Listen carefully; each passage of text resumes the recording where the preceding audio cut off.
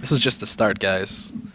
And that third game of Lenok versus Apocalypse, that was a finals game, man. I liked it. That was awesome, though. Oh, man. Have I ever seen 3 hidden infestors win a game more convincingly than that, though? Oh, boy.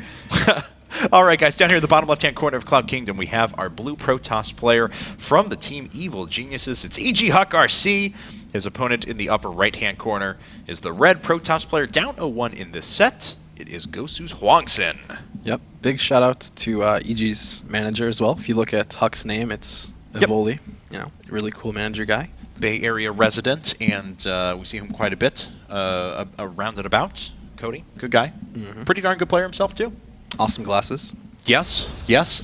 Makes me feel insignificant glasses, really, I have to say. So we'll see what both these players end up offering here. Hwangsin did choose this map specifically. We mentioned before, there's a potential, some pretty strong harassment here. You see how much cliff line there is actually to get into the main. Yeah. So you can do a lot of damage there, or you can float around the top with warp prisms pretty easily. So this is a, while it can certainly stabilize, and you can see a big War of the Worlds style Colossus versus Colossus push, this game can be pretty quick, actually, on this map. Yeah, they're both equal again. Another interesting thing, if you look at it, Huck's again that half a second ahead on that probe, which again, you know, doesn't mean too much, but it means something in PvP. Yeah, that's a full 5 seconds. I mean, without trying to get too far into the details, that's a seventh of a warp gate, you know, time in. I mean, that's a significant period of time where you have units and your opponent doesn't.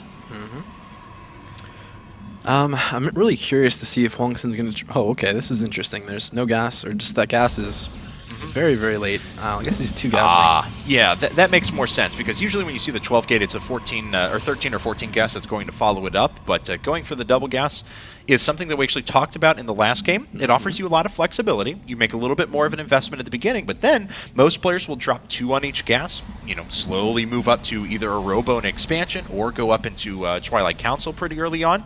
Or you can do what Hwangsin's doing right now. You can put 3 on each and amass a ridiculous amount of gas. Yeah, that's going to be really interesting. Surprised to see again. I guess I shouldn't be surprised, but I always feel like there should be a probe on the map if you're going to do something fishy. From either player, I guess Huck's playing very standard here, so he doesn't need it. But I get the feeling that with whatever Hwangsin's doing, you want to sneak that probe out as early, I guess as early as is still economic for you. And I guess that's a tough line to follow. Yeah, all Hwangsin checked for was the proxy 2 gates. You can see his vision. He scouted all through here, but that's it. He didn't send it across the map. Now, that's a little bit in contrast to Huck, who's actually only just now getting out with his Zealots. This is all he's seen on the map so far. Yeah, that's just kind of interesting, I guess, play from both these players. They're playing a little bit greedy, I guess, is the good term for it. Hwangsin getting that robotic spay up right now, though. Yeah, I wonder how Huck is going to follow this up. He decided to go for basically the same timing on his second gas, but he's obviously moving into a quite a bit different build. No early expansion coming up for him, just prioritizing out that Twilight Council. Yeah. And we mentioned Blink Stalker is really powerful here. I think Huck's just going to go for a 3-8 Blink Stalker build, and I think Hwangsin's just going to probably try and go for Immortal into Colossus and maybe even do a 1-base timing against it.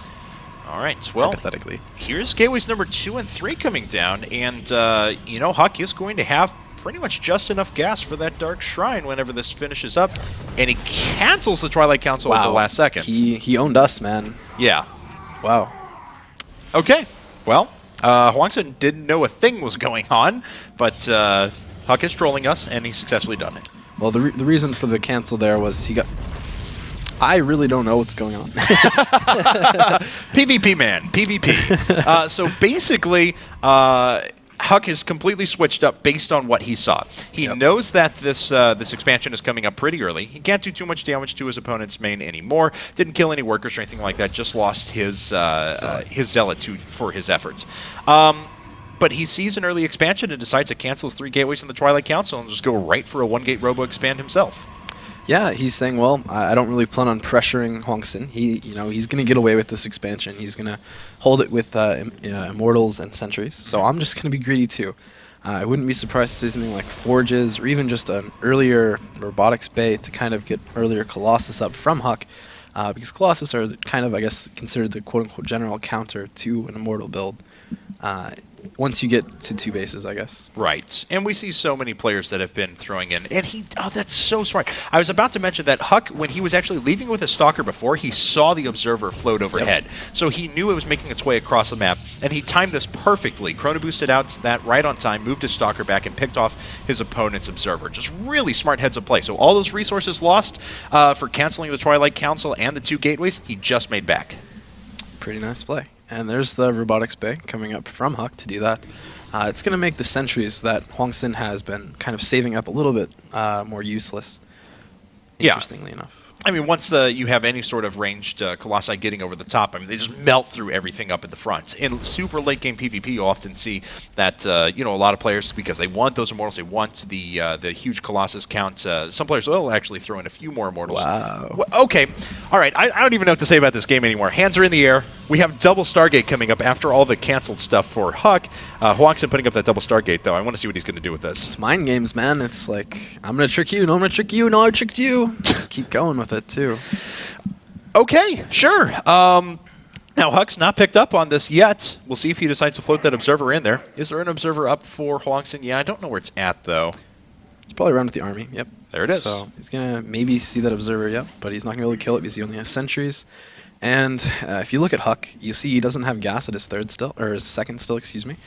He's just kind of going for a very standard-ish play. I guess you could call this standard. But yeah, I mean, this has just been a bizarre PvP. But you know what? This is very this is actually showing what PvP has kind of become. Obviously, while not this crazy usually, we're not just seeing the standard. Well, did you 4-gate? No. Well, are you going for 3-gate blink stalker? Do I have a robo counter? No. Well, game's over. You know, it's becoming a little bit longer. People are starting to explore more late game compositions. I think the game's going to end right now. You know how we were I was thinking he's going to go into Colossus. He's actually only going to go with 1. Really, really interesting timing here.